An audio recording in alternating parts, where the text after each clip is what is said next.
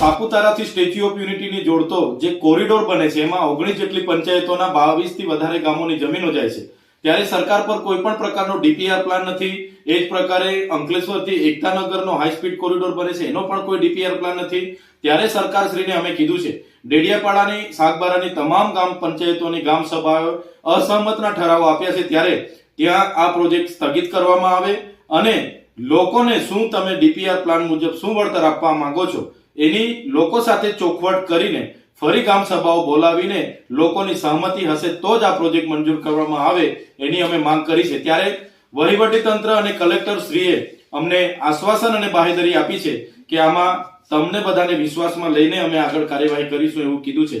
બીજું ખાસ કે અમે ગત જિલ્લા સંકલન નવેમ્બરની જે જિલ્લા સંકલન હતું એમાં માનનીય વડાપ્રધાન શ્રીના કેવડિયા ખાતેના કાર્યક્રમમાં અને ડેડિયાપાડા ખાતે બિરસા મુંડાજીની ગૌરવ સંમેલન મળ્યું ત્યારે એના ખર્ચાની બાબતોની વિગતો માંગી છે. ત્યારે અમને 2-3 વિભાગોએ જ વિગતો આપી છે. ત્યારે એ વિગતો માનનીય કલેક્ટર સાહેબને અમે કીધું કે અમે એ જનતાના પૈસા છે અને કરોડો રૂપિયાના જે તાઇફાઓ થયા છે એની વિગતો અમને જોઈશે. તો કલેક્ટર શ્રીએ મને 30 તારીખ સુધી તમામ વિભાગોએ કરેલા કરોડોના ખર્ચાની વિગતો આપવાનું મને બાહેધરી આપી છે.